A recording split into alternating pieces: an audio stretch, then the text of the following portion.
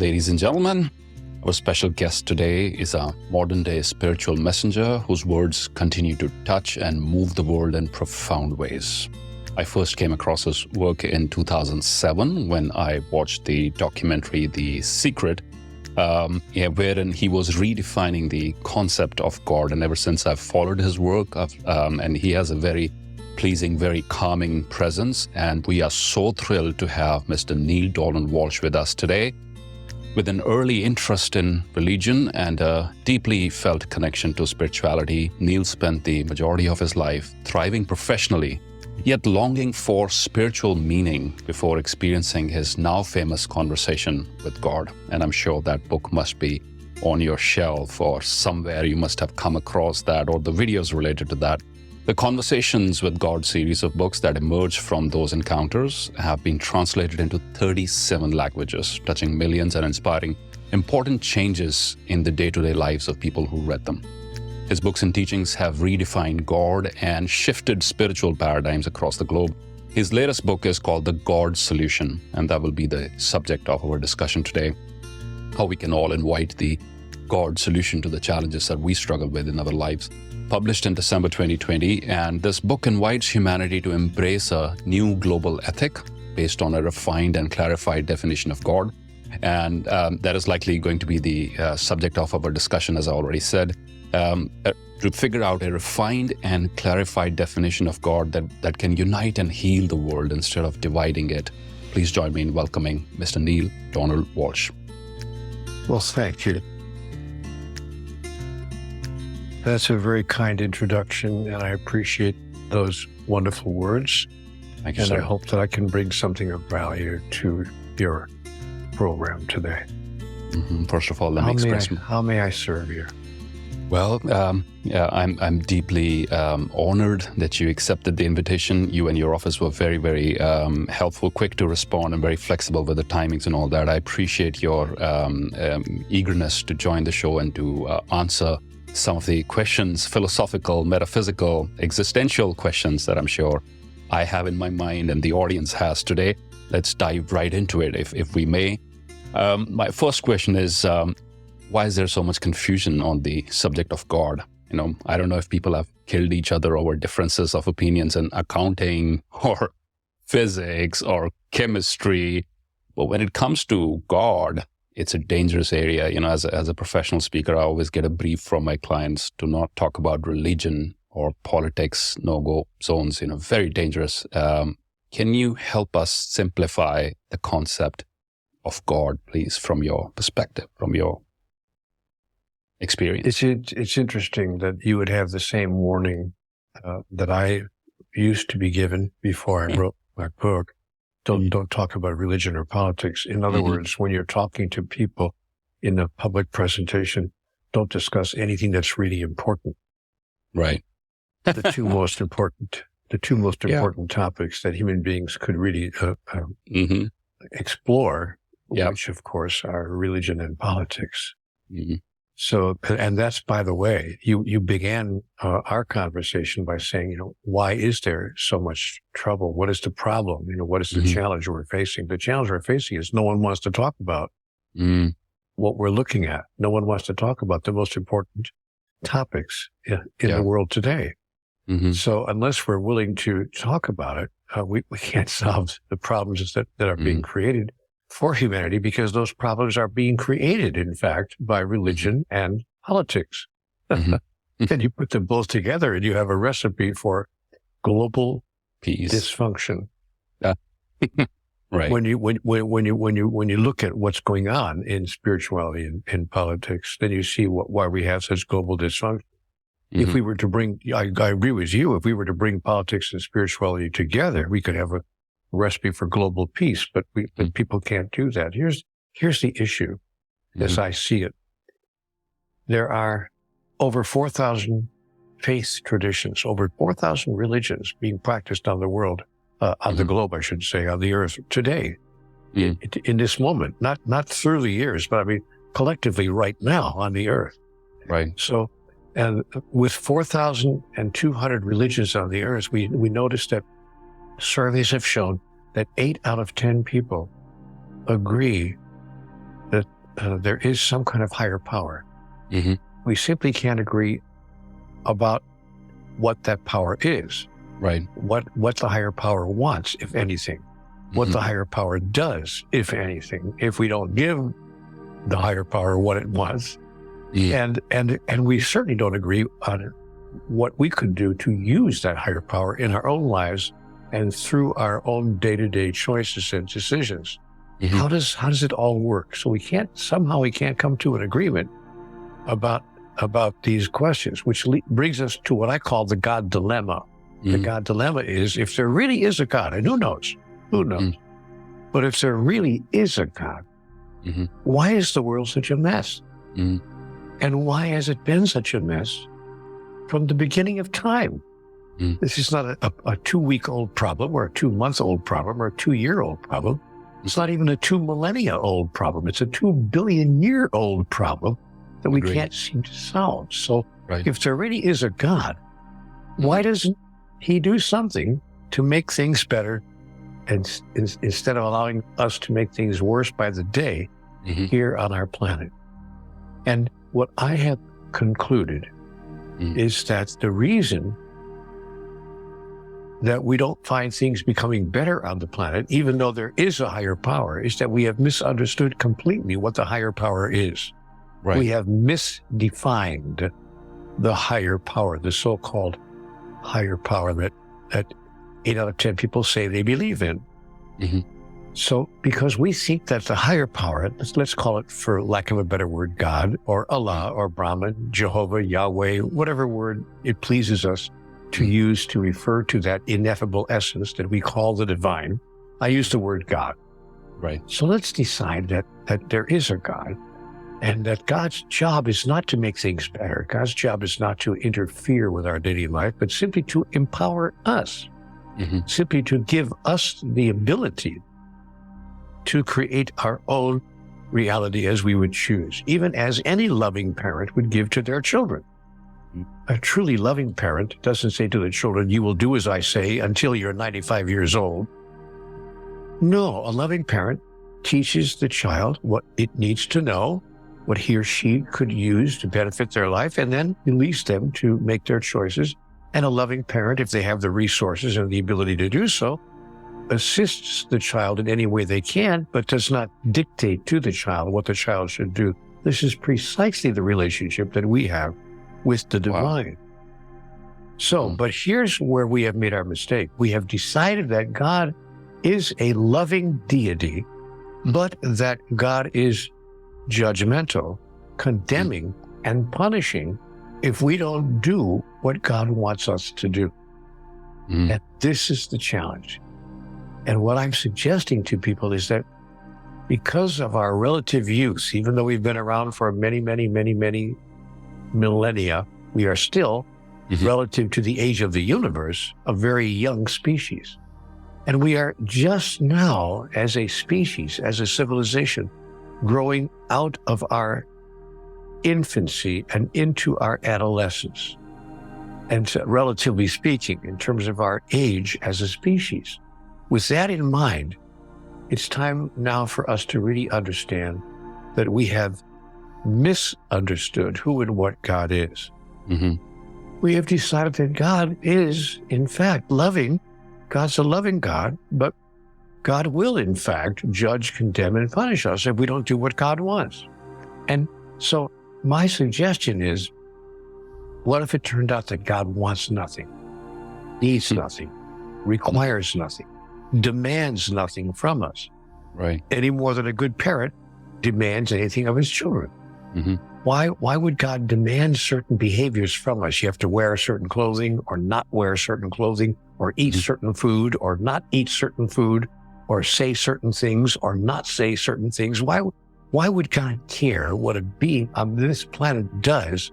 And how could any behavior that we would exhibit offend, anger, frustrate, annoy God in any way, if Right. God is the supreme power in the cosmos? Mm-hmm. So I'm suggesting that we redefine God, that we create a new definition. What if we decided that God is simply, to use two simple words in English, pure love? Wow. Now, I have to tell you something. when I offer this idea in front of an audience, which they now do allow me to talk about religion because they realize I wrote a book called Conversations with God, so they can't get away. They can't get away.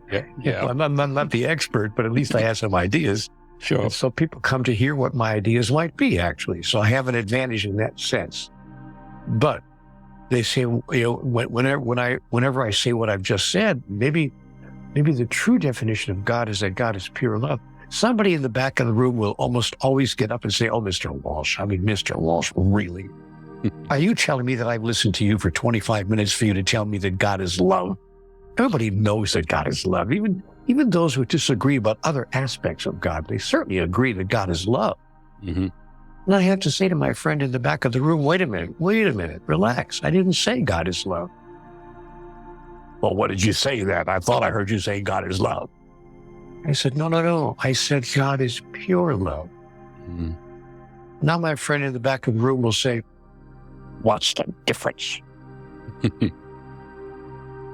difference is that pure love needs, requires, expects, and demands nothing in return. Wow. Any more than we would need, require, demand anything in return. To make an illustration, of a 16-week-old baby. And I say to my audiences, how many of you have held a tiny baby in your arms at least once in your life? And you know what's interesting? Most people will raise their hand. 8 out of 10 people raise their hand in the audience. Yes, Right. they've had maybe it's their own child, maybe maybe it's a grandchild or the child of a friend, but most of us at least once in our life have had the beautiful experience of holding a tiny baby in your arms. But I say to my, okay, let's say you have that child, that beautiful, pure baby in your arms, and it has an unfortunate biological accident. Do you say to the baby, it's okay, sweetheart, I forgive you? Of course not. Because you realize that forgiveness is not the issue. It's not on the table.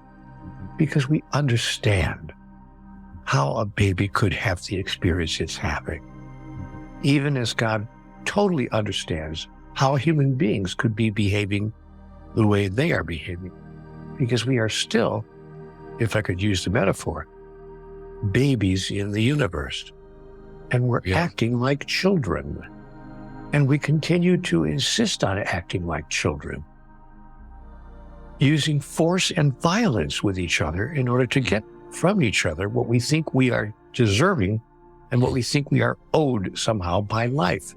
And if we don't get from each other what we want, nations start wars with nations, people use violence with other people. Groups begin to form around their own particular ideas. We have a tribal mentality on this planet. If you're part of my tribe, okay, but if you're part of the other tribe, it's not okay. You're the other. So we have unbelievable alienation on this planet. More alienation, frankly, right now, Simerjeet, than I've ever seen in my lifetime. I'm going to be 80 years old next year. I'm sorry. And do you know what's ironic about that? We live in an era where people are more connected than ever before, as I was. Yes. That is the irony. But our instant connection has allowed us also to see our instant differences, and we have very little tolerance for differences. So when we see that instant connection working, what we see in the other person is not so much what we agree with, but what we disagree with. Oh, you're a different color skin. Oh, you belong to a different religion. Oh, you belong to a different political party. Oh, you're in a different economic group. Oh, you're a different nationality. You're not even part of that tribe. Oh, you're different from me. Oh, even men and women, even the sexes are different. Oh, you're a woman. We can't pay you the same amount that we pay men because women don't have a penis. And so therefore you don't qualify for getting the same salary that we get. So we've allowed our differences to create alienation. Now, what if we decided that our differences are irrelevant? That differences do not equate to separation. Even as the fingers of my hand are different, but they're in no way separate from each other because they're connected as part of the same body. What if we were, to extend the metaphor, simply fingers of the hands of God? Wow. Not separate from each other, individualized, yes, but not separate from each other. That means that what's good for you is good for me, and what I do for you, I do for me, and what I fail to do for you, I fail to do for me. And if I believed that that was true, and if I thought that God doesn't have any requirement of me, is not demanding certain things, but that God simply says, I'm going to imbue in you the ability, the power to create your own reality collectively and individually. And that's my greatest desire. Wow. For you to become demonstrations of divinity by creating your own reality, which, by the way, God says to us, you're doing right now. You're creating your own reality. Look at the reality you're creating. Are you pleased with the way you're behaving with each other? Or do you think that there might be some changes that could be made? But if you think there are changes that could be made but don't have any idea how to make those changes, which is where most people are, they look at the world, they think, what can be done? Apparently nothing can be done. People are going to behave the way people behave. So when someone comes along with a solution that I call the God solution, maybe it's an opportunity for us to change our mind about who we are, why we are here, what is the purpose of life itself, generically, and what do we intend to do about that? If we don't begin to change our ideas about these fundamental questions of life, we may dissolve life on this planet and eliminate it in the next 100 years, or even sooner if we're not careful. And our children and our children's children and their children may not ever experience the wonders of life on this planet that are available to all of us if we simply change our ideas about who we are and why we're here and who and what God is. This is what I call the God solution. God is, in my opinion, pure love. You know what's sad, Simerjeet? We can't even demonstrate pure love with the person on the pillow next to us, much less the person in the house across the street or in the country around the world. We can't even demonstrate pure love with the person on the pillow next to us. We can't even say to that person, you know what? I don't love you for what you can give me. And I'm not going to be angry with you if you don't give me what I think that you were going to give me and that I deserve. I love you simply because of what you are and need, require, and certainly demand nothing from you in return. So we can start the process of deciding who we choose to be as a civilization with the person lying in bed next to us. And if there's no one there, if we live by ourselves, we can start with the person across the street or anyone else that we encounter in our life. Even though we have differences with them, we may have political differences. We may see religious differences. We may have some economic differences. But can we learn to disagree agreeably?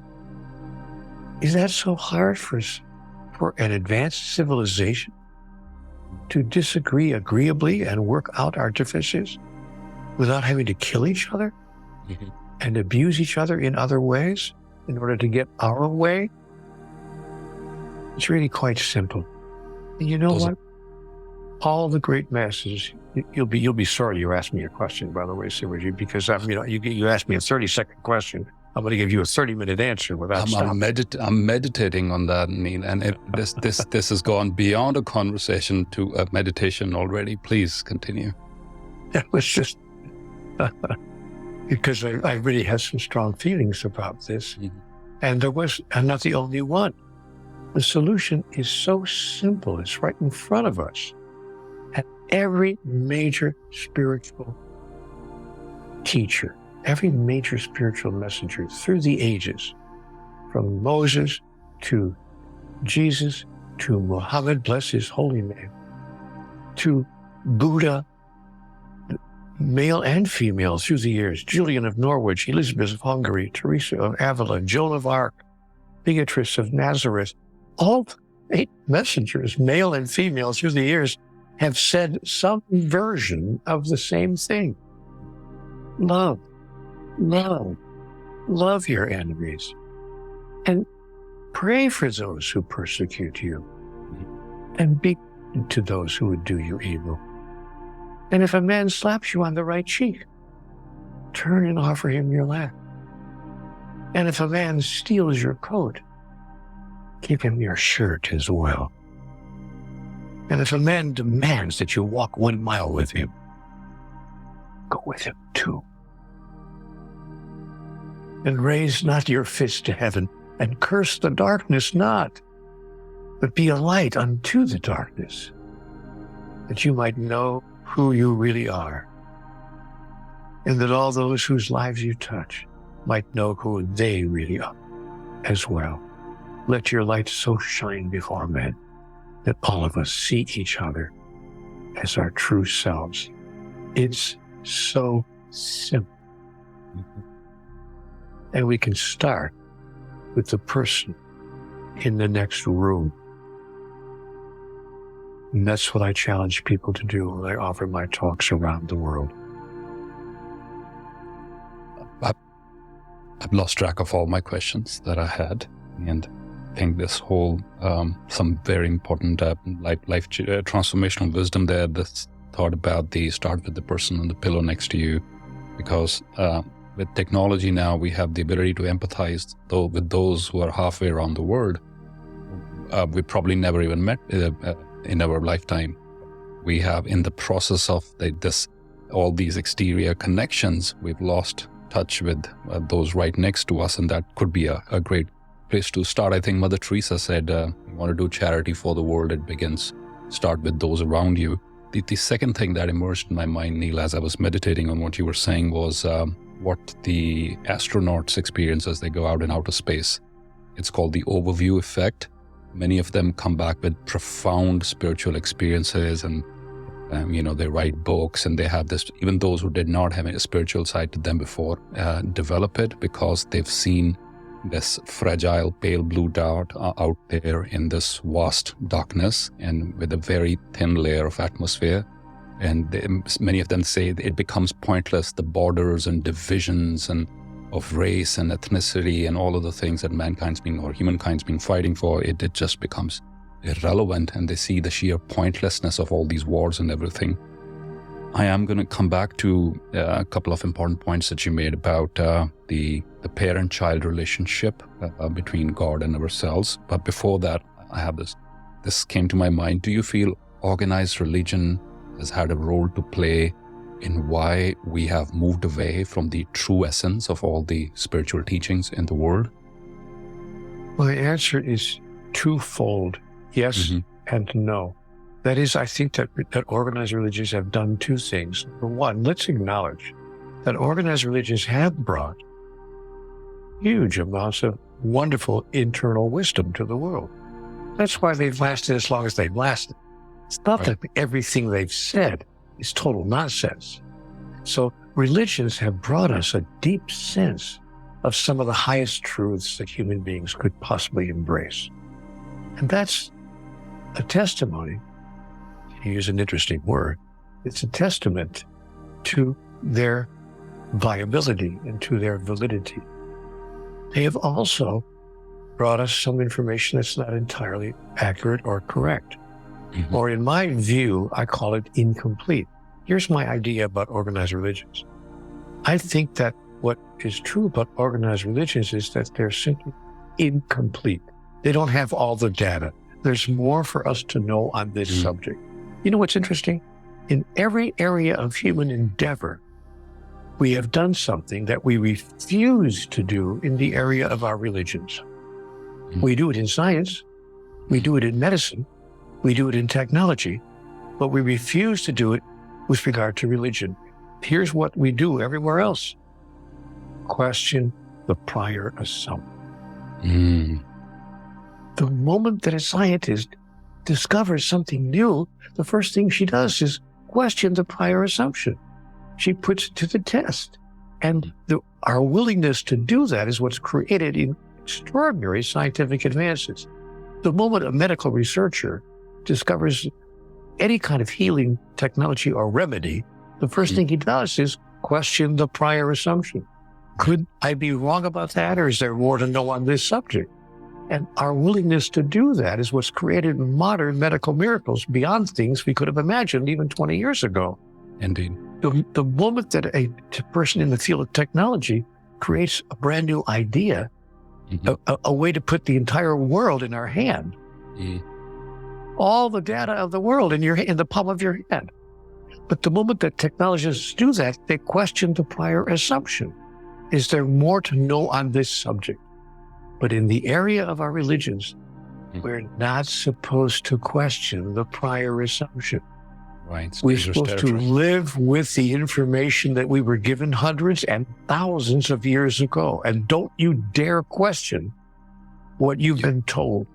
Right. If we did that in the area of science, we'd be trying to send a man to the moon using a stick of dynamite. If we did that in the area of medicine, we'd be doing brain surgery with a very sharp stick. Right. Using ancient tools to solve modern day technology and problems. So now, my friends, it's our opportunity to question the prior assumption. That is, to be honest with ourselves and to say this: is it possible, just possible, that there's something we don't fully understand here about God, about life, and about each other? The understanding of which would change everything. Is it possible there's some data missing that as we mature as a species, we will encounter that data and put it to the test to see if it could be the missing information that would change everything on this planet? And I suggest that part of the missing information is that God is not judgmental, condemning, and punishing. Now, if we change our idea about that, if we think that God is simply pure love that wants, needs, demands nothing in return, we would pull the rug out from under humanity's entire system of so-called morality. We would find it impossible for us then to say to each other, I'm right and you're wrong. And it's not enough to say that I'm right and you're wrong. Because you are wrong, I'm going to have to judge, condemn, and punish you. I will drop bombs on you. I will kill you, civilians who aren't even involved in warfare, and I will kill civilians by the thousands because you have dared to disagree with me, and you have dared to not do exactly what I told you that you must do. And you must do it now, or the killing will never end. But the entire value system that supports such an idea would be swept away if we adopted a new human ethic, a human ethic that says judgment, condemnation, and punishment are no longer part of our interactive process. We've been doing it for years because we thought that's how God interacts with us. And hey, you know what? What's good enough for God is good enough for me. I'm only imitating the behavior of the divine. Right. Because God judges, condemns, and punishes us. Even if we fail to wear a scarf over our head, we'll kill you for doing that. Or failing to dress in the proper way, or failing to eat the proper food, or failing to say the proper words. But if we decide that God does not do that, then the foundation and the basis of our entire moral human ethic is swept away. And suddenly we are invited to model the behavior of a new kind of God, of the God who really is a God of pure love. This is spiritually revolutionary, my friend. Indeed. And if the planet were to embrace such an idea that God is simply unconditional love that requires nothing of us. Can you imagine, by the way, 8 out of 10 people believe there is a higher power that actually created the universe? Can you imagine a higher power that is so magnificent it created the entire universe but it's upset because somebody in Pittsburgh ate meat on Friday. You're not supposed to eat meat on Friday. It's prohibited by certain religions, or at least it used to be, until some of those religions woke up. And even the Pope said, well, maybe we had it wrong about eating meat on Friday. Babies still go to limbo. We don't have it wrong about that. If you don't, and if you're not a Catholic, you can't go to heaven. You can be a Lutheran or a Baptist, but you can't go to heaven. You got to belong to our religion, or God won't let you into heaven. Mm-hmm. Remember that. But it's okay to eat meat on Friday. We changed our mind about that. We said it wasn't okay for several thousand years, but we've changed our mind about that. Maybe it's time to change our mind about a lot of things and to honestly ask ourselves a powerful question. Is it possible, just possible, that there's something we don't fully understand here about God, about life, and about each other, the understanding of which would change everything? And so that's what I offer. Mm-hmm. That's what I offer the world. I'm reminded of a beautiful Cree Indian proverb which goes something like this: no tree has branches so foolish that they fight among themselves. So I think we humans have a lot to learn from nature around us. And how long will it take us to learn? How long will it take us to learn? We've been here for thousands of years. How long will it take us to learn what nature is showing us every moment of every day? And that was going to be my next question, Neale. That are you an optimist about the state of our species, or should we sign up for Mr. Elon Musk's plan and move to Mars? Are we going to nuke each other? Are you an optimist? Because there's been a lot of talk about the awakening and people realizing their higher selves. I've come across more of this material in the last 15 years than I think, except the religious texts before. And now there's a multitude of material out there. There's podcasts and videos and TikToks and so much out there. Are we going to absorb this at some stage? Are you an optimist as far as the evolution of the human race is concerned? Yes, I think the chances are good that we can turn this around. 25 years ago, my first book would not have been published. Nobody would have touched a book titled Conversations with God. Right. Or if they did, at the very least, they would demand that it be published as a work of fiction. They say, okay, it's a fictional work. Fair enough. It's a fantasy. It's a work of fiction. But it was actually published not as a work of fiction, but as an actual report of factual experience of one human being. And what it tells us in Conversations with God is that we're all having conversations with God all the time. We're simply calling it something else. That's why I have optimism, to answer your question, because all of us are having conversations with God. We can call it women's intuition, or a sudden insight, or an epiphany, or a grand awareness, or whatever, a surprising idea. We can name it whatever we want to name it, but it comes from the same source, the source of creativity, awareness, insight, and consciousness that lives within every human being.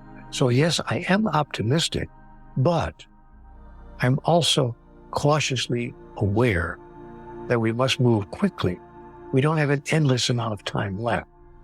So we have the opportunity now, in the next 15 to 20 years, to generate sufficient energy behind these new thoughts, these new ideas, to create critical mass.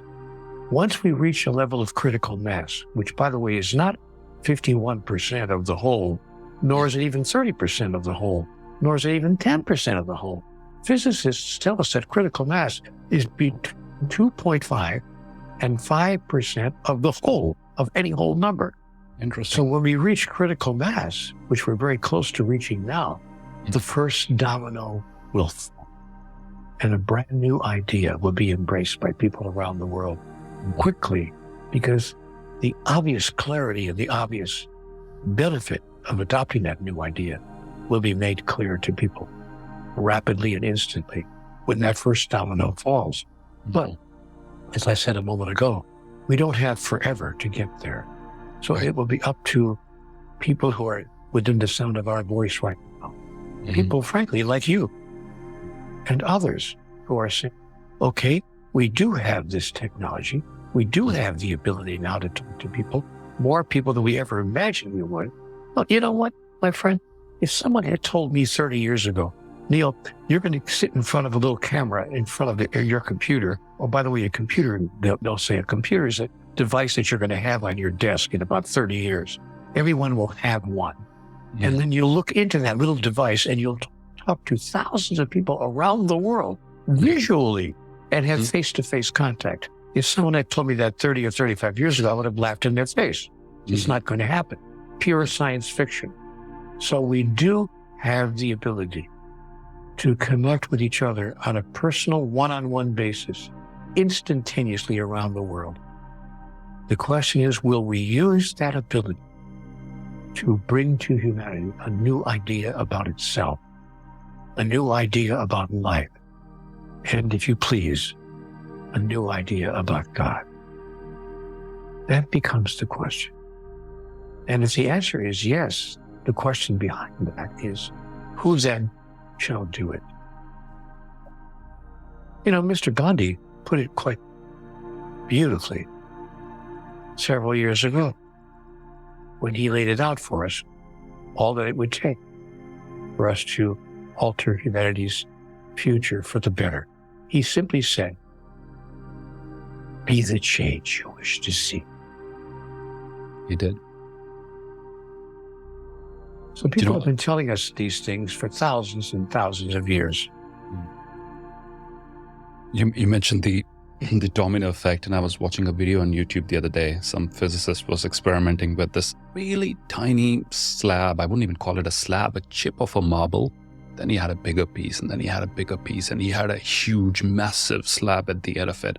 And he used a tiny pair of forceps, and that's a viral video on the internet. Tiny pair of forceps to hit this little speck of a marble, and what you see unfolding in front of you is this massive slab falls in the course of next few seconds or a minute or so, and that's really the critical mass thing and the 2.5 to 5% thing, which means we just need a handful of people who feel that power, the urge, the desire, the clarity to roll up their sleeves and do what needs to be done to be the change, as you said, in the words of Mr. Gandhi.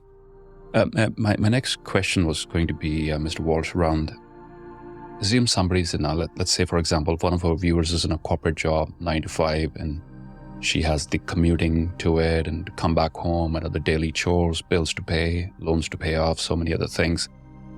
Might be wondering, Simerjeet, it's good for you to be talking about these things. You do it as a full-time profession. You have the time, liberty, resources to think on these lines, to meditate on this, to come up with answers. But what about me? The practical demands on my life overshadow everything else.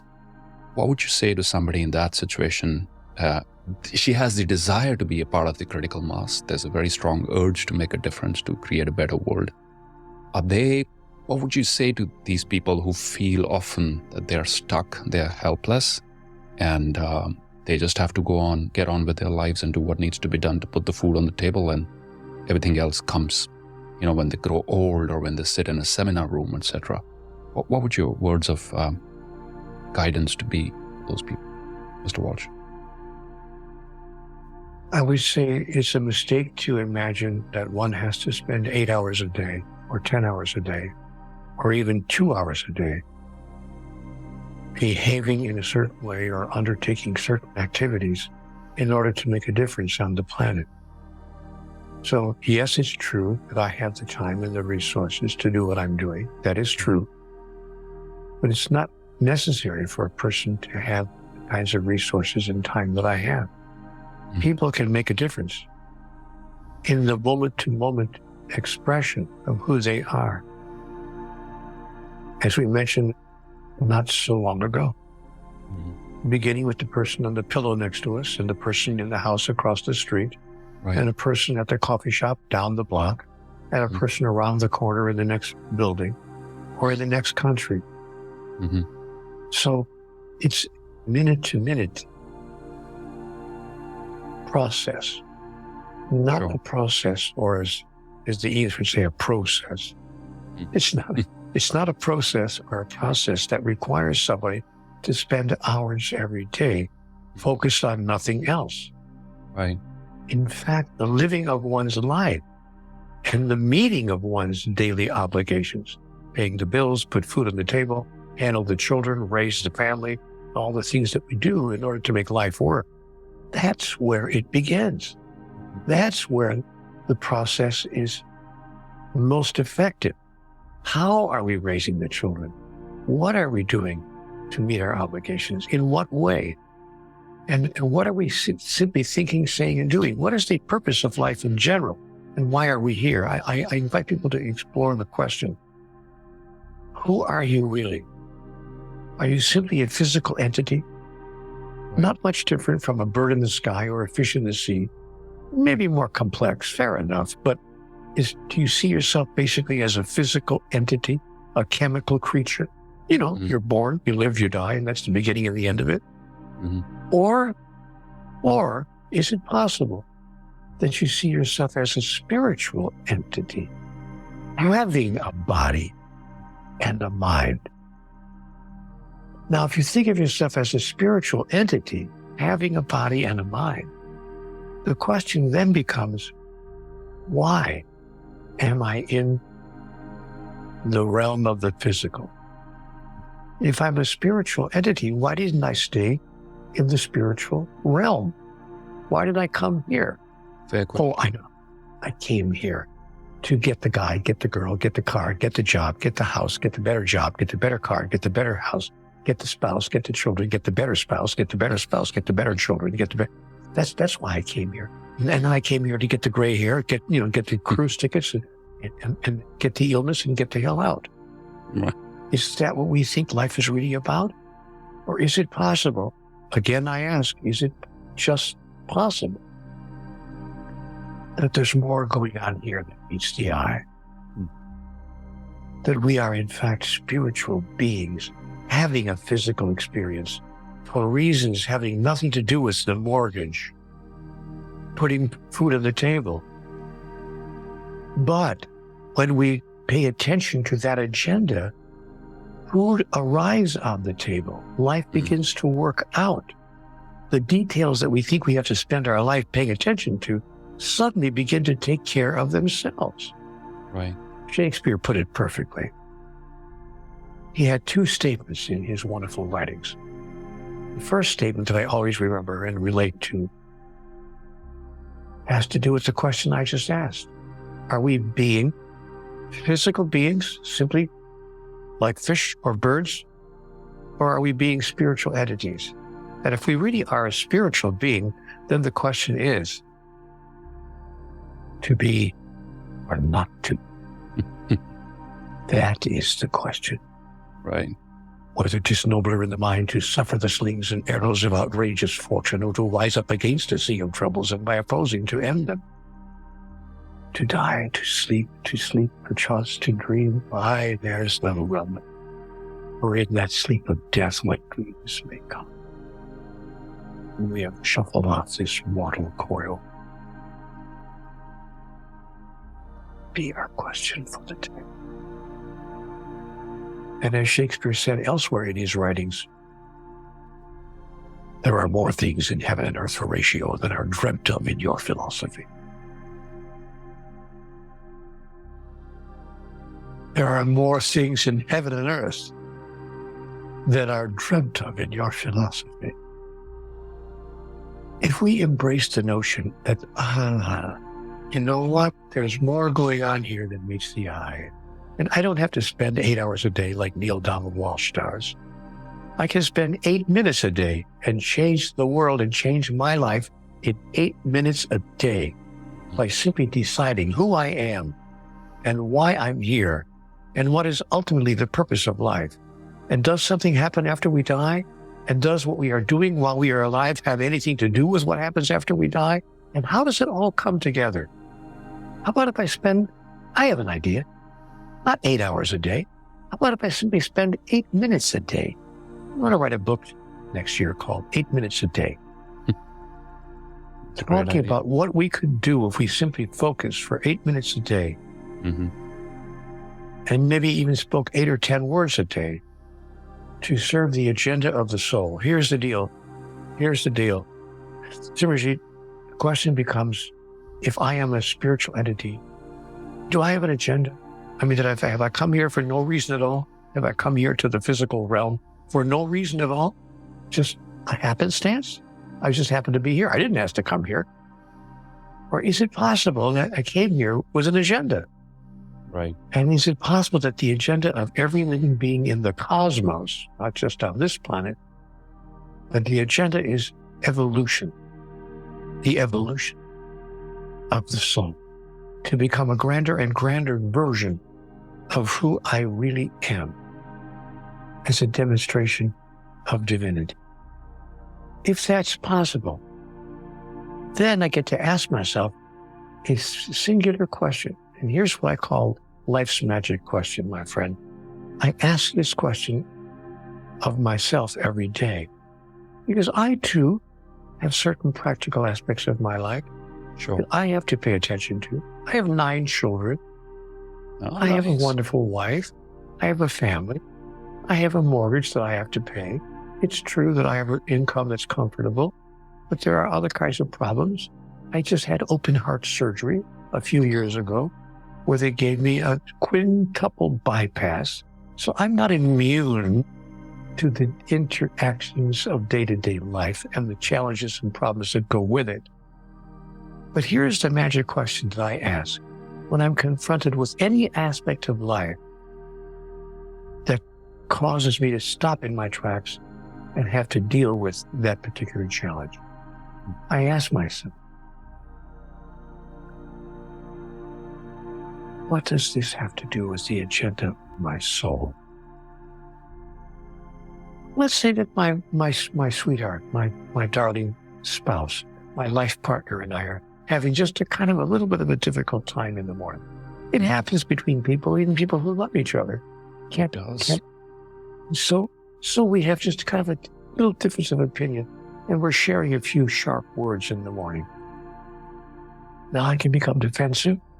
I can consider this part of the challenge of day-to-day life, or I can recontextualize the whole experience by asking myself a simple question.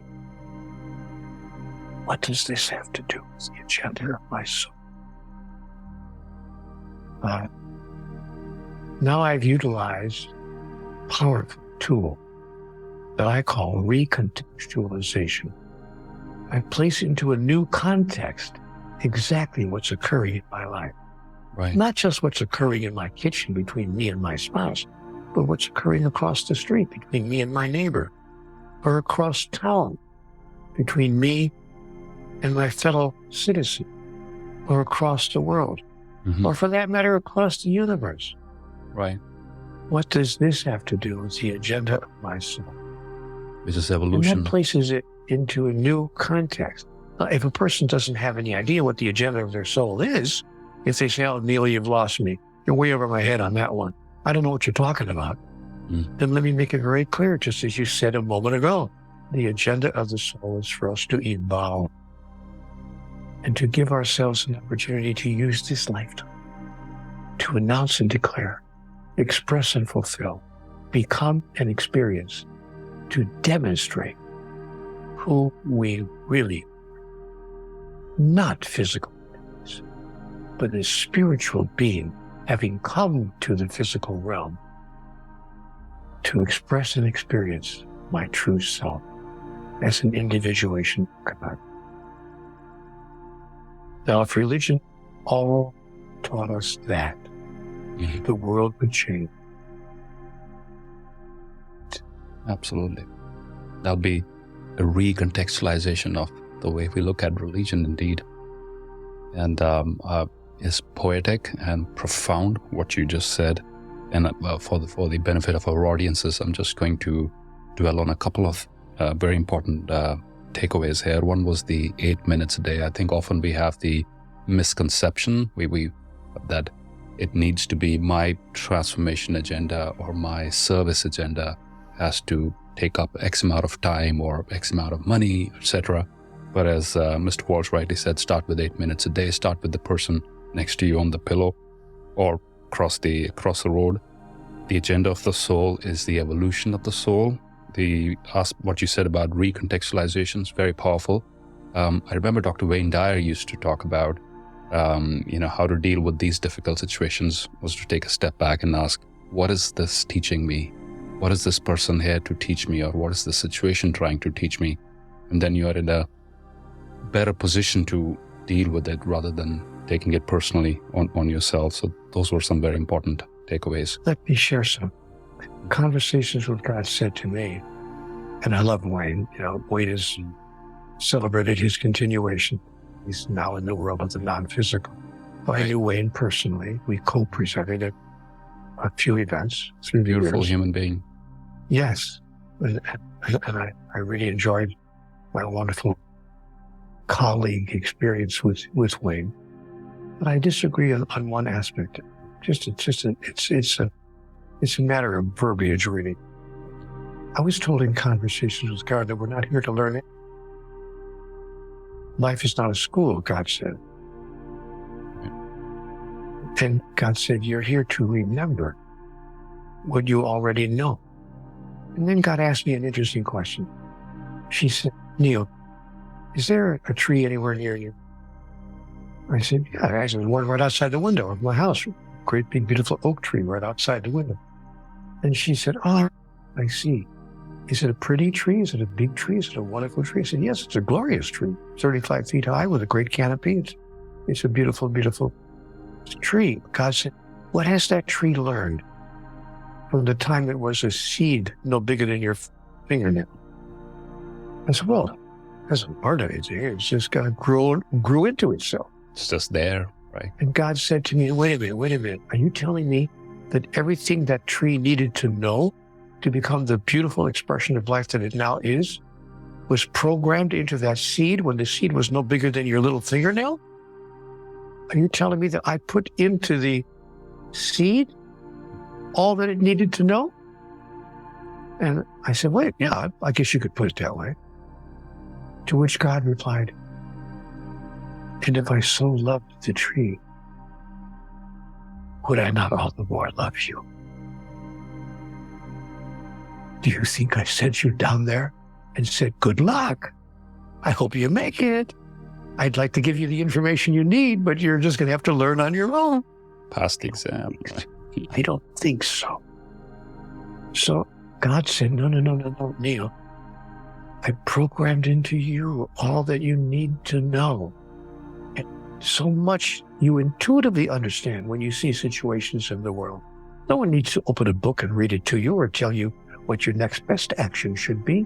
We intuitively understand many things already. Reach into yourself. Go to the deepest part of you where I have placed divine wisdom and call it forth. Life is not a process of learning. It's a process of remembering and demonstrating what you already deeply understand about who you are, why you are here. It's really that simple. Not about learning, but about remembering who you truly are, what your true essence is. That's very powerful. And you mentioned to reach into yourself to rediscover your real nature. Would you help us with maybe some practices that people can adopt into their daily lives? That to reach into themselves, something that maybe 8 minutes a day or something that doesn't take very long? I invite people to ask themselves 4 questions every morning when they arise and see themselves for the first time in the mirror.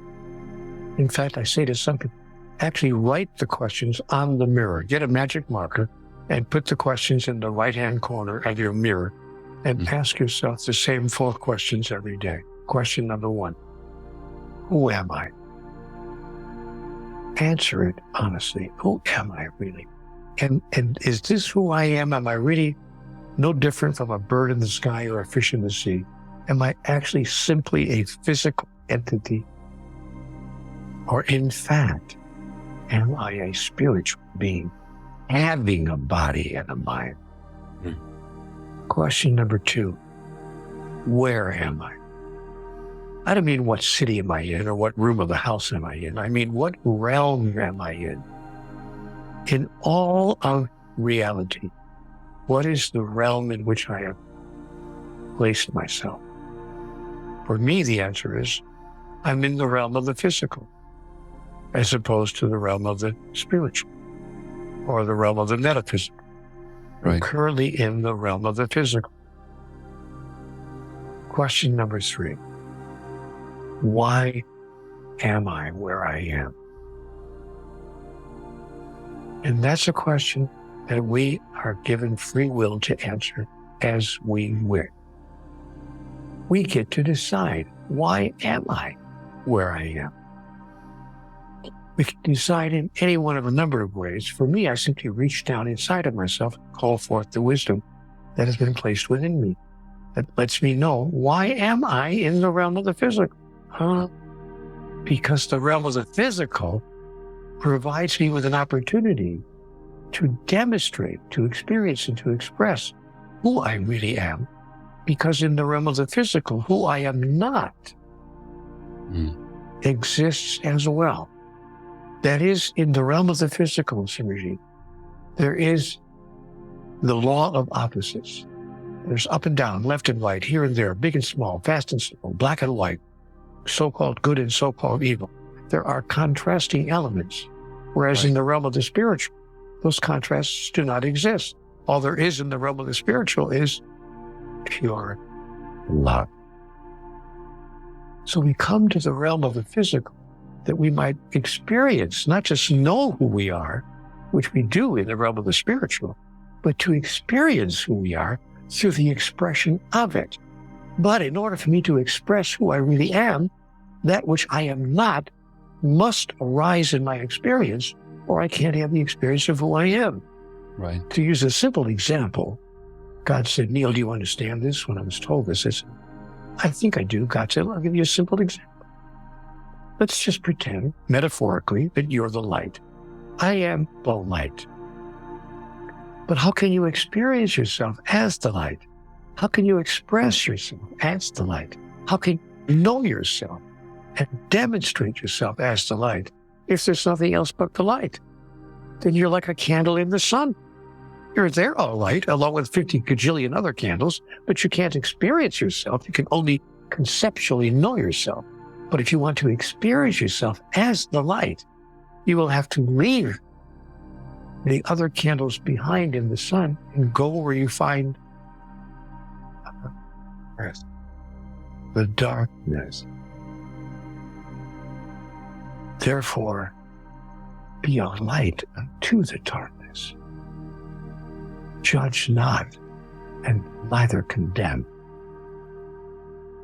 but be a light unto the darkness, that you might know who you really are, and that all those whose lives you touch will know who they really are as well, which is exactly what Christ, Buddha, Moses, Muhammad, and Elizabeth of Hungary, and Joan of Arc, and Teresa and Avila, and the Blessed Mary, and Catherine of Genoa, and Julian of Norway.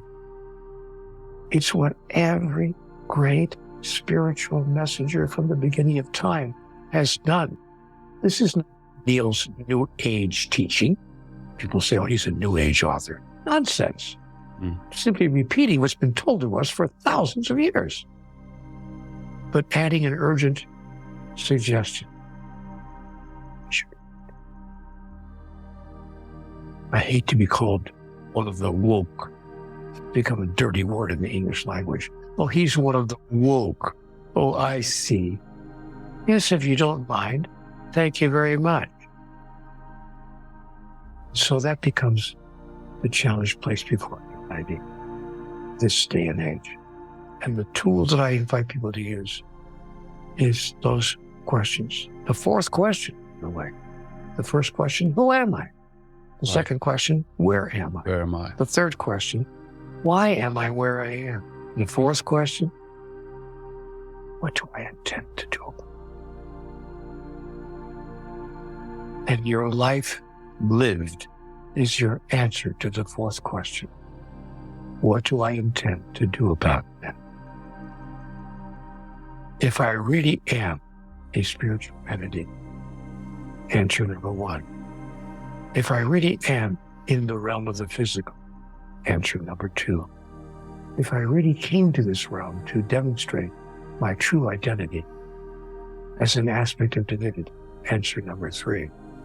Then, what do I intend to do about that? Oh, my life as I'm living it is answer number four. Now, inevitably, somebody says to me in my audience, "Oh, Neale, come on. Are you trying to tell me that you're God? Keep on saying you're a part of divinity. You're an expression of divinity. You came here to express your identity as..." I say, "Hey, everybody relax, relax. Is the wave part of the ocean? Or is the wave separate from the ocean? Or is the wave simply an arising of the ocean? A beautiful individual expression, full expression. And when that expression is complete, does the wave then recede back into the ocean to arise again on another day?" So yes, I am a wave from the ocean of divinity. Do you know what gave me goosebumps just right now? Mr. Walsh, are you aware of the religion Sikhism? I'm aware of its existence, but I haven't studied its teachings. Okay. So I follow the Sikh faith. I was born into a Sikh family, and in the Guru Bani, which is the teachings of the holy gurus, what you just said would be a very close English translation of what's been said several hundred years ago. And in these words, Har har jandui ek hai, that the Lord and his servant and his follower are one. There is no discourse on this. Bib bichar kuch nahi, jalte upis tarang jio, jal hi bhike samai. That the wave arises from the ocean, the mighty ocean, and merges back into it. And therefore there's no room for discussion on this, that they are one. And as you were saying what you just said, it was giving me goosebumps, because that prayer is part of my daily morning and evening ritual, to reaffirm in my mind. The second thing that came to my mind was what the Sufi philosopher, Sufi master Rumi said: you're not a drop in the ocean. You're the entire ocean in a drop.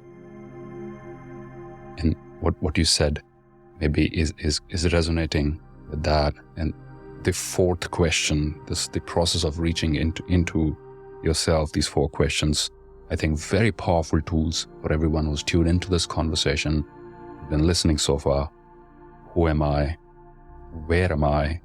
Why am I where I am? And what do I intend to do about that? If you really have this, if you really are a spiritual power and they have the ability to make a difference, what do you intend to do with that? Those are very profound questions. And especially, as you said, a morning ritual, asking those four questions would ensure that you have a great day. Let me conclude with this.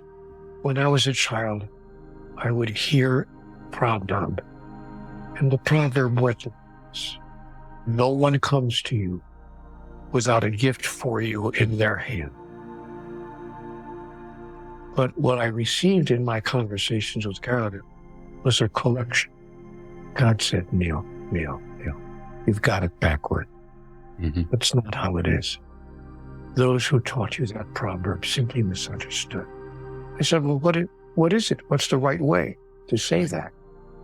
God said, here's how the proverb actually goes.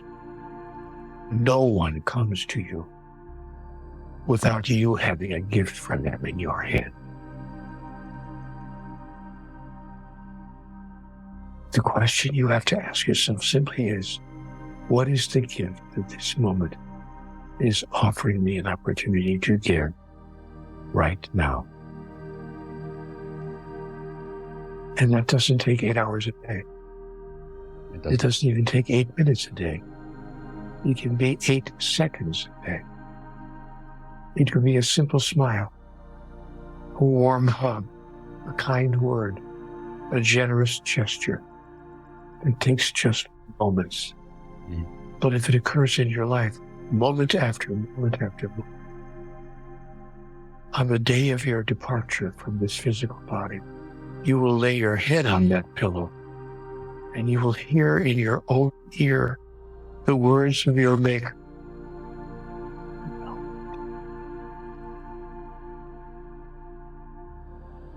Pure love. Pure love. Thank you so much, Mr. Walsch. Thanks for the opportunity to share these ideas with you and for your openness to receiving them. Thank you. I'm walking away a calmer, wiser man, and I'm sure so are the other people who tuned in. Thank you, sir.